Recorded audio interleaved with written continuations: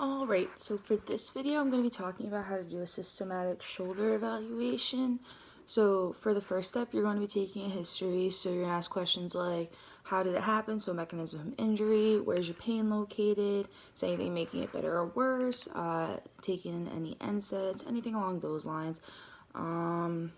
Any past medical history of any injury to the shoulder, anything along those lines. Next, you would do observation. So you'd look for any edema, ecchymosis, any obvious deformity. So if like it was an AC, like a shoulder separation, you'd see like an AC deformity. So the AC joint separating. You'd look for posture, so you would look to see if they have any rounded shoulders, forward head, anything along those lines that could indicate tight or lax musculature. Then I would move on to palpation. So I would first start with bony landmarks. So you could palpate the clavicle, the scapula, all the angles, spines. You could palpate the humerus, so like the humeral head, the greater tuberosity and stuff like that. You could palpate the acromion, the coracoid, anything along those lines. And then you can move on to soft tissue. So you could palpate the AC joint, SC joint, rotator cuff muscles, so like supraspinatus, infraspinatus. You can palpate biceps, triceps, upper traps, all the traps actually. Any musculature that would be involved, ligaments, tendons, anything that you could palpate.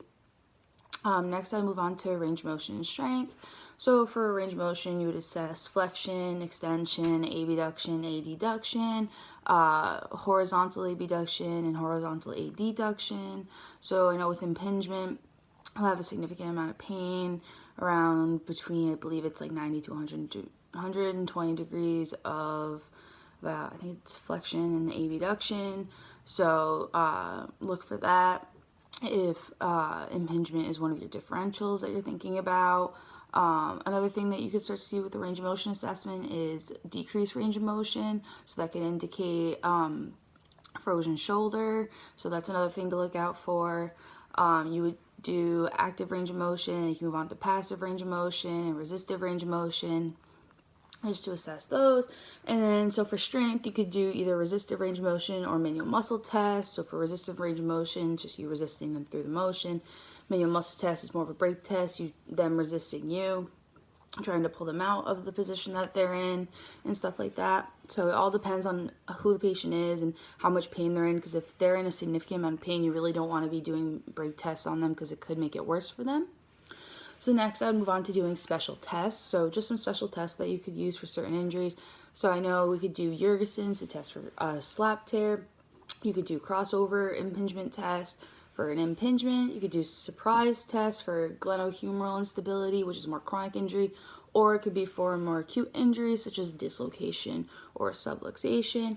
And then another one is just the passive compression test, which you could be testing for labral tears. And then next would be the neurological assessment.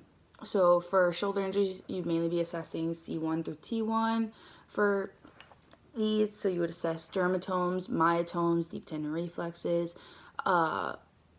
Especially, you're definitely going to do these, especially if they know any numbness, tingling going down their arm, located just in their shoulder, anything. And last, you would do a functional exam. So first you would go through range of motion, see if they have full range of motion. Then you would assess strength. You want to make sure they have their full strength back. Then like say like you have a pitcher for softball, baseball, infielder, any like throwing athlete. You want to progress them back slowly, so you go through the throwing progression. Even swimmers, you don't want to progress them back too fast because it could re-injure them. So light laps in the pool, kind of slowly progressing them back, especially depending on what events they do. And then you could do some agility stuff just to like get them moving more and stuff like that. And then you could do more sports specific stuff, so kind of more challenging, like with baseball you could do fielding a ball and then throwing, just have them focusing on more than one thing, so not just the aspect of throwing, but they have to field the ball, then come back up and throw the ball. So that is how I would go through a systematic shoulder evaluation.